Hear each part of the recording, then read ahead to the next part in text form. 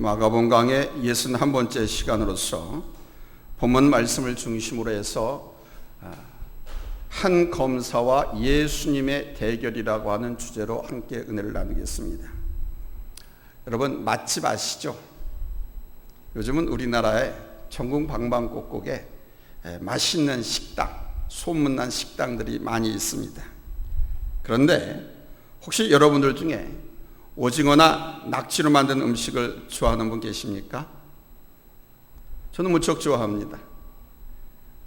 그래서 일주일에 두세 번은 꼭 낙지, 쭈꾸미, 오징어 이 볶음 같은 거를 집사람이 해줘서 먹습니다. 안 해주면 나가서 사 먹기라도 합니다.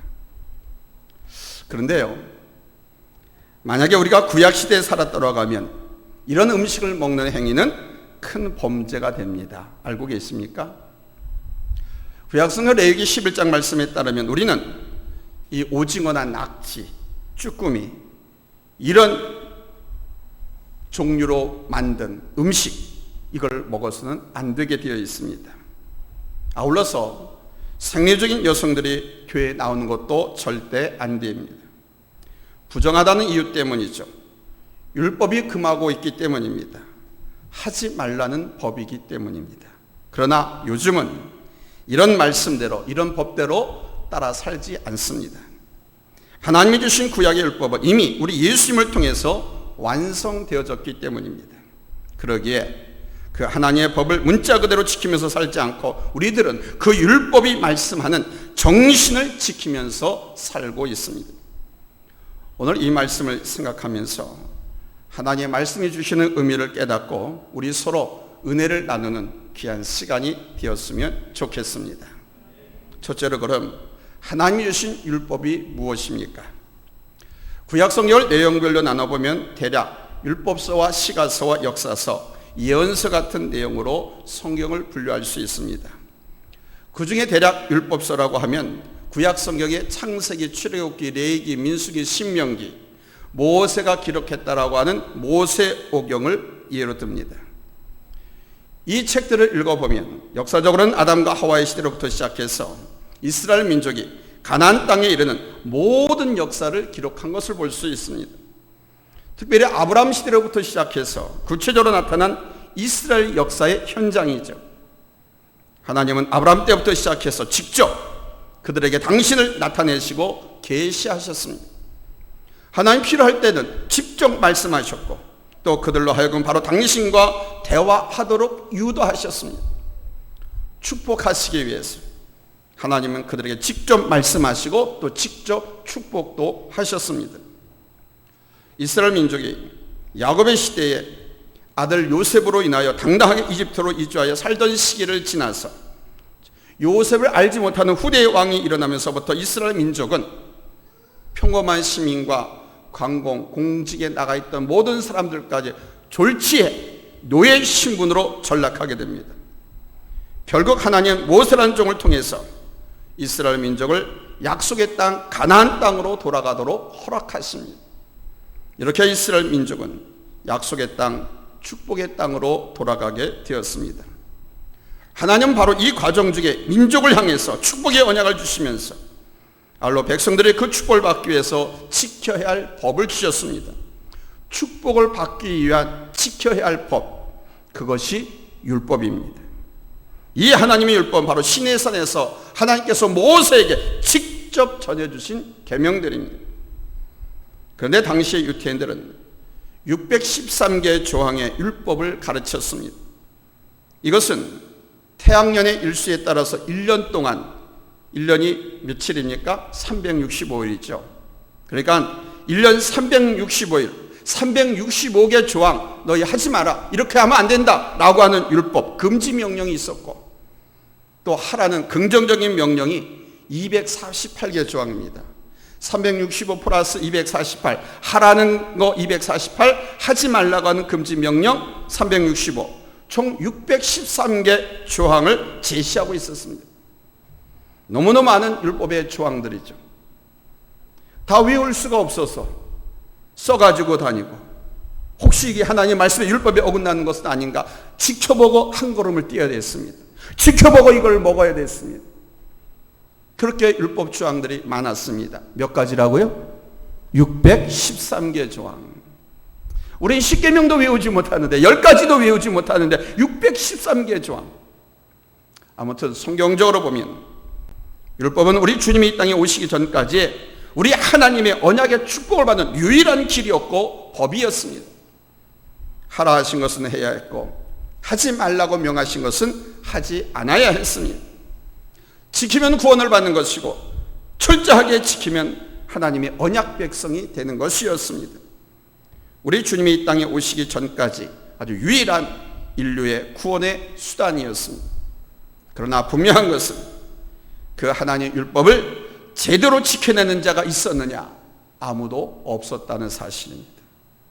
율법의 내용도 광범위할 뿐만 아니라 10개 중에 한 가지를 지키지 못하고 나머지를 다 지켰다고 해도 못 지킨 한 가지 율법 때문에 전체가 다 지키지 못한 것으로 간주되었습니다. 그래서 율법으로 구원받는다는 일은 불가능한 일이었습니다. 그런데 두 번째 대지입니다. 우리 예수님이 이 불가능한 하나님의 율법을 예수님께서 완성하셨습니다. 이것이 기쁜 소식입니다. 내가 완성한 것이 아니라 우리 예수님께서 완성하셨습니다. 주님께 감사할 일입니다. 오늘 살고 있는 저와 여러분들은 오늘 본문에 나오는 사람들처럼 어떤 것이 큰 율법이냐를 따지고 묻거나 혼동할 필요도 없습니다. 왜냐하면 예수님께서 그 모든 율법을 다 완성하셨기 때문입니다. 폐지한 것이 아니라, 예수께서 율법을 폐지시켰다, 폐지시키러 왔다라고 주장하는 이단들입니다. 예수님께서 몸소 그 율법을 다 행하심으로 완성시키셨습니다. 우리 주님께서 사람의 몸을 입고 이 땅에 오신 것은 바로 그 율법을 다 완성시키기 위해서 육신을 입고 이 땅에 오신 것이고, 또 그 율법 아래에 있는 우리 인류를 구원하기 위해서 육신을 입고 오신 것이었습니다. 그래서 예수님께서 십자가에 못 박혀 죽으실 때 다 이루었다라고 말씀하시고 돌아가신 거예요. 그러므로 오늘 우리는 율법을 지키고자 하는 노력보다 모든 율법을 다 이루신 우리 예수님을 믿기만 하면 의롭다함을 받게 되고, 할렐루야, 예수를 믿기만 하면 구원을 받을 수가 있게 된 것입니다. 왜 예수를 믿기만 하면? 예수님이 그 율법의 요구를 다 이루셨기 때문에. 할렐루야. 율법을 지키는 것으로 의롭게 되거나 구원받는 것은 불가능했습니다. 왜냐하면 그 많은 율법 중에서 다 지키고 한 가지만 안 지켜도 다 못 지킨 것이 되기 때문입니다. 그래서 그 일이 불가능할 줄을 하나님께서는 아시고 제2의 성자 예수님을 이 땅에 보내셔서 그 율법을 다 이루어 주신 것입니다. 사람은 지킬 수가 없어요. 하나님밖에 지킬 수가 없는 겁니다. 어떻게 스스로 십자가에 고난을 당하고 십자가 스스로 힘과 능력과 권세가 있는데 십자가에 달려 죽는단 말입니까? 사람은 그렇게 못돼요. 내가 십자가를 벗어날 그 고통을 벗어날 능력이 있는데 누가 당합니까? 그건 우리 하나님만이 하실 수 있는 거였어요. 그래서 예수님께서 그 율법의 저주 요구를 다 받으시고 십자가에 달려 돌아가신 겁니다. 그러므로 오늘 우리가 의롭게 되는 것과 구원을 받는 것은 아주 간단하고 쉽습니다. 어떻게 쉽습니까? 예수 영접하고 예수 믿기만 하면 돼요. 할렐루야. 예수님 영접하고 예수님 믿기만 하면 구원을 얻습니다. 하나님의 언약 백성이 되는 거예요. 우리 행실이 정말 부족해도 예수를 믿기만 하면, 내가 지금까지의 삶을 개차밭처럼 살았어도 내가 예수를 믿기만 하면 우리 하나님께서는 예수님의 공로를 보시고 우리를 의롭다고 인정해 주시고 당신의 자녀를 삼아주시며 우리 구원을 허락하시는 거예요. 예수를 믿기만 하면. 할렐루야, 할렐루야. 이 세상에 살면서 평생을 죄 가운데 살던 사람이 인생의 마지막 부분에서 예수를 알고 예수를 구주로 믿어서 거듭나고 죽었습니다. 예수 믿고 죽은 지 그 시간은 1시간도 안 돼. 그리고 하나님 앞에 섰습니다. 재판장이신 하나님이 가운데 딱 앉아 계시고 이쪽에는 검사의 역할을 하는 율법이 서 있고 이쪽에는 예수님이 변호사 자격으로 서 있습니다. 율법이라는 검사가 예수 믿고 1시간 만에 죽은 그 사람에 대해서 검사가 정죄하기 시작합니다. 비록 지금 이 자리까지 오기는 왔지만 이 사람이 살아온 인생을 살펴보면 전혀 율법을 지키지도 못하였고 율법의 의를 나타낸 자도 아니고 율법에 의하면 크게 책망받고 죽임을 당할 자라는 논지의 이야기를 검사가 아주 강하게 재판장이신 하나님께 아뢰었습니다. 완전히 그 사람을 죄인 취급한 거죠. 그리고 지옥으로 보내야 한다고 주장했습니다. 이 율법 검사의 논거를 듣고 있던 변호사이신 우리 예수님께서 말씀을 하기 시작했습니다. 재판장님, 이미 존재하고 있던 율법의 무게로 보나 내용으로 보나 저 사람의 행실로 보나 분명한 것은 저 사람은 율법의 저주 아래 죽어 마땅한 자임에 틀림이 없습니다. 그러나 재판장님은 그래서 저를 저 땅에 내려보내셨던 거 아닙니까? 저를 십자가 위에서 죽이셨고 그리고 다시 3일 만에 살아나게 하셨습니다. 그 이유가 무엇입니까? 누구든지 나를 믿으면 멸망당하지 않겠다고 하셨고 나를 믿으면 죄사함받고 영생을 얻게 하신다고 하시지 않았습니까? 예수님이 재판장이신 하나님께 지금 변호하는 거예요. 그러므로 저 사람은 율법으로는 저주를 받아 죽어야 할 죄인이지만 우리 하나님의 은혜의 법으로는 믿음으로 구원을 얻었으므로 무죄임을 증거합니다. 이렇게 변호해 주신다는 겁니다. 사랑하는 여러분, 예수님은 율법을 없애러 오신 분이 아니고 율법을 완성하러 오신 분인 줄로 믿습니다. 예수님은 율법의 정신을 완벽하게 이루어주신 분이에요. 할렐루야. 자, 그렇다고 하면 세 번째로 본문 내용의 핵심이 무엇이냐 하는 것입니다. 본문 28절을 보시기 바랍니다. 자, 28절 우리 한번 같이 읽겠습니다. 찾았으면 아멘 합니다. 시작. 서기관 중 한 사람이 그들의 변론하는 것을 듣고 예수께서 잘 대답하신 줄 알고 나와 묻되 모든 계명 중에 첫째가 무엇입니까? 당시 유대인들은 모든 율법 중에 가장 중요한 게 뭐냐? 이거를 밝혀내기 위해서 특별히 신경을 쓰고 서로 따지기를 좋아했습니다.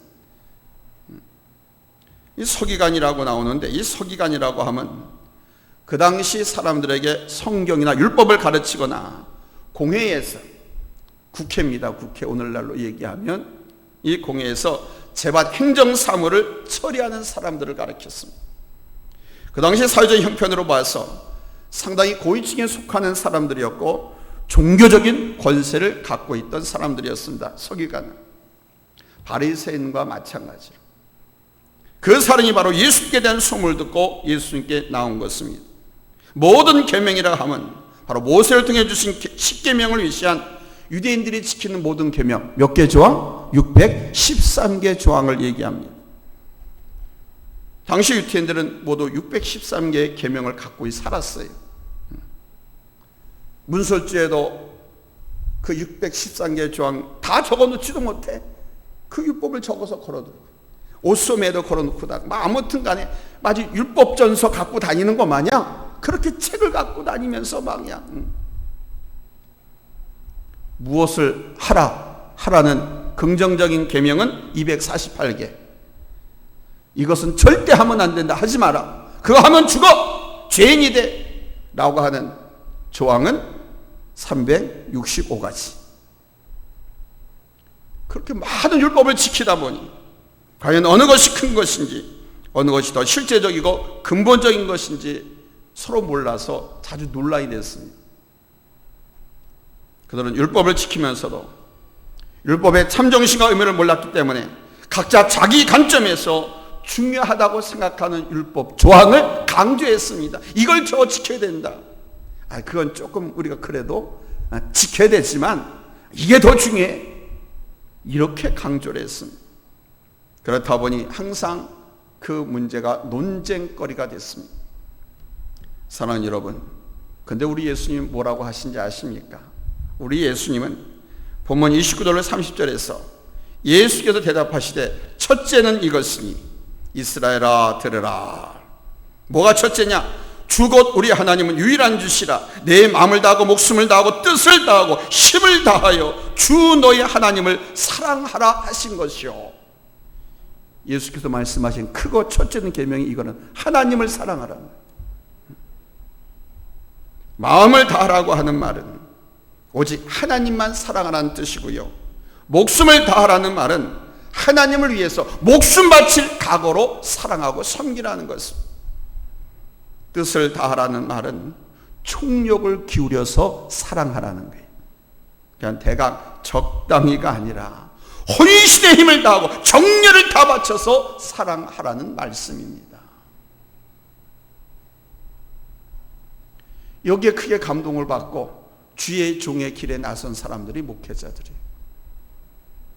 그러니까 전부를 다 하나님께 바치고 인생, 청춘, 시간 모두를 다 하나님께 바치고 그냥 이 길을 걸어가는 거예요. 하나님을 사랑하라고 그랬어요. 적당히가 아닙니다.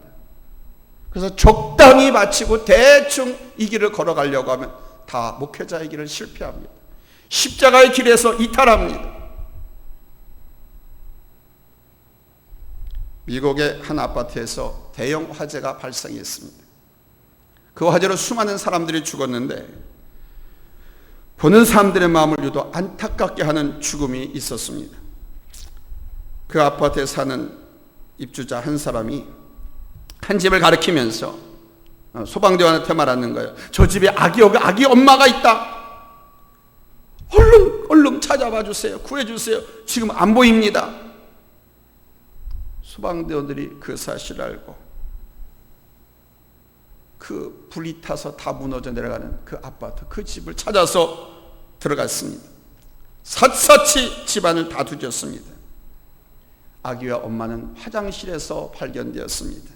그런데 놀랍게도 아기는 살아있었습니다. 엄마는 죽고.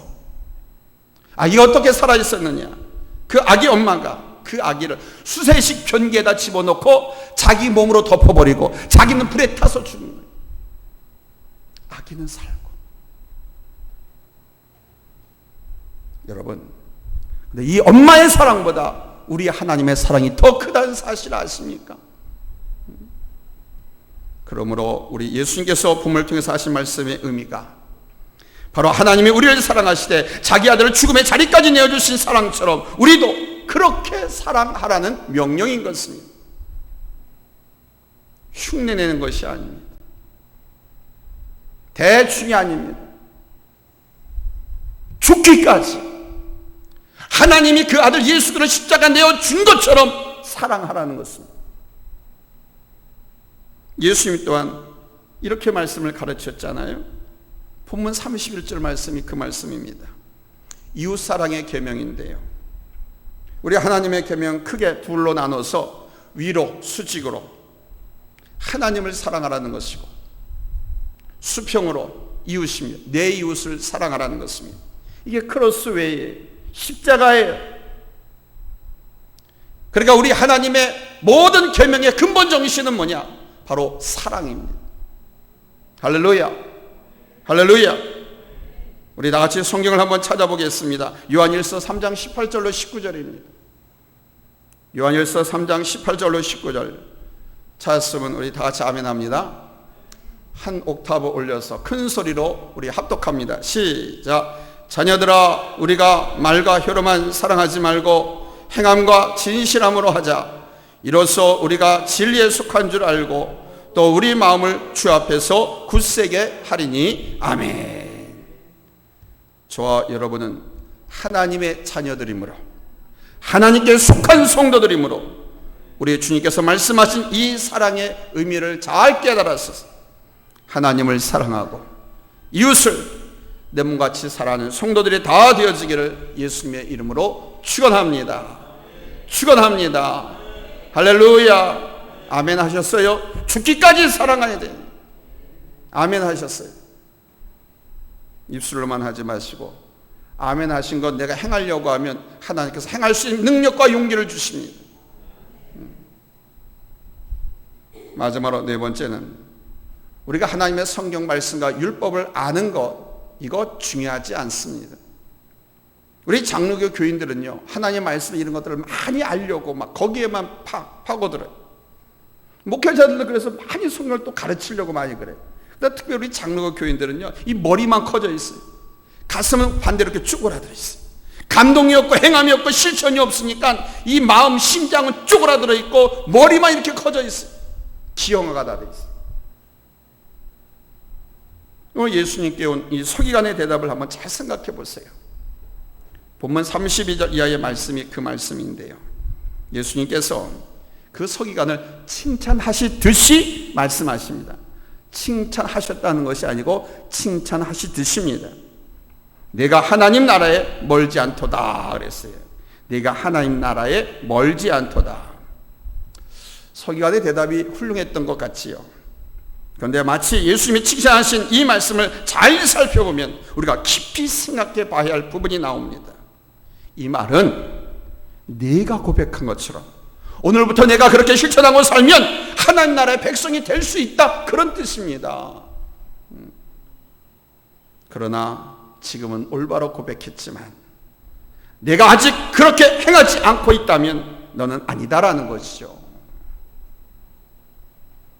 사랑하는 성도 여러분, 우리 주위에 어떤 사람은 성경에 대해서 잘 알고 있습니다. 많이 알고 있습니다.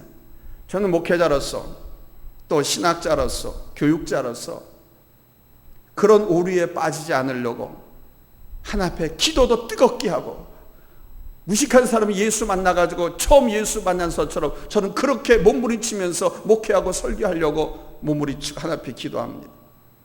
왜? 그런 교만함과 잘못된 이 가분수의 오류에 빠지지 않으려고. 성경을 많이 알고 있다고 하는 그 사람들 말을 들어보면 정말 하나도 틀린 것이 없습니다. 정말 그런 사람은 하늘나라에 멀지 않은 사람 같아요. 그러나 그가 알고 있는 대로 믿기만 하면 하나님 나라의 백성이 될 수 있죠. 그러나 알고는 있는데 믿지 않고, 알고는 있는데 행함이 없다고 하면 그건 문제죠. 오늘 주님께서 지적하신 말씀과 똑같은 사람이 됩니다. 그러므로 우리들은 하나님의 뜻을 잘 알기만 하는 성도가 아니라 그 말씀을 믿고 그 말씀을 순종하고 그 말씀을 따르는, 실천하는 여러분 성도들이 되어야 할 줄로 믿습니다. 아멘. 왜 하나님을 사랑한다고 하면서, 왜 주님이 나의 주님이고 나를 십자가에 달려 돌아갔다고 고백하면서 왜 서로를 뜨겁게 사랑하지 못합니까? 왜 찬양을 뜨겁게 하지 못합니까? 왜 하나님 앞에 아멘 또한 뜨겁게 하지 못합니까? 왜 주님을 사랑한다라고 하면서, 하나님 말씀을 안다고 하면서 왜 섬김의 도리를 잘 하지 못합니까? 천하를 이해할 듯 하면서 왜 조그만 일에 마음이 상처를 받고 상처를 주고 그 일로 인해서 다른 사람을 정죄하고 또 괴로워합니까? 오늘 성경에 나오는 이 서기관과 내가 다른 점이 무엇입니까? 예수님은 성경의 핵심은, 성경 창세기 1장 1절부터 요한계시록 마지막 장 마지막 절까지 핵심은, 키워드는 사랑이라고 말씀하십니다. 하나님을 정말 뜨겁게 사랑하고 이웃을 진심으로 뜨겁게 사랑하라는 것입니다. 이웃의 모든 것을 진정으로 사랑하고 이웃의 모든 것을 진정으로 포용하라는 것입니다. 그리고 서기관을 향해 하시는 말씀 중에서 우리들을 향해서 외치는 주님의 음성이 있습니다. 그 음성은 이런 음성 아닐까요? 내가 알고 있는 지식을 보니 하나님 나라에서 멀지 않구나. 그러나 내가 알고 있는 지식이 진심으로 실천되고 이루어질 때 너는 정말 아름다운 신앙인이 되겠구나. 사랑하는 성도 여러분, 이 귀한 주님의 인정, 칭찬, 이 귀한 말씀의 은혜가 여러분에게 아름다운 도전이 되고 또한 우리에게 위로와 축복의 말씀이 되기를 예수님의 이름으로 축원합니다. 할렐루야. 기도합니다.